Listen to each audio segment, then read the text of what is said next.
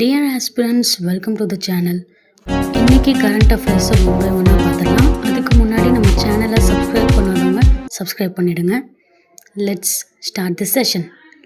இந்தியாவில் 4வது செயற்கை நுண்ணறிவு உச்சி மாநாடு நடைபெறுகிறது.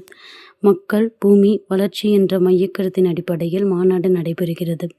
மனிதவள மேம்பாடு, சமூக மேம்பாடு, பாதுகாப்பான ஏஐ தொழில்நுட்பம், அறிவியல் ஆராய்ச்சி, புதுமை கண்டுபிடிப்பு, ஏஐ ஆதாரங்கள் உள்ளிட்ட 7 பிரிவுகளில் 500க்கும் மேற்பட்ட கூட்டங்கள் நடைபெறுகிறது.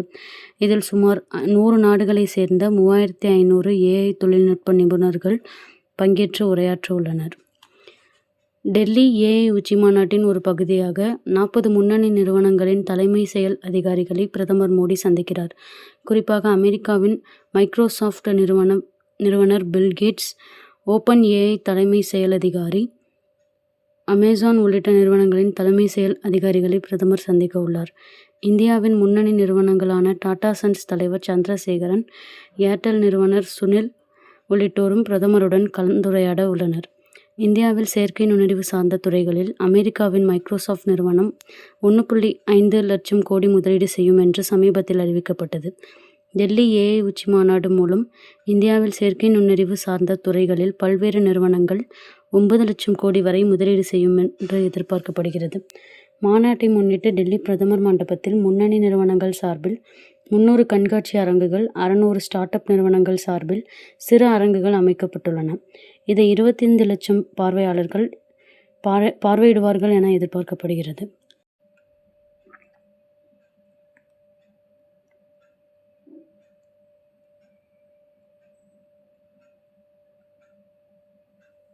சர்வதேச குழந்தை பருவ புற்றுநோய் விழிப்புணர்வு தினத்தை முன்னிட்டு தேசிய குழந்தைகள் புற்றுநோயியலிலிருந்து உயிர் பிழைத்தவர்கள் திட்டம் என்பதன் கீழ் முதல் ஆராய்ச்சியில் கிடைத்த புள்ளி விவரங்கள் வெளியிடப்பட்டுள்ளன.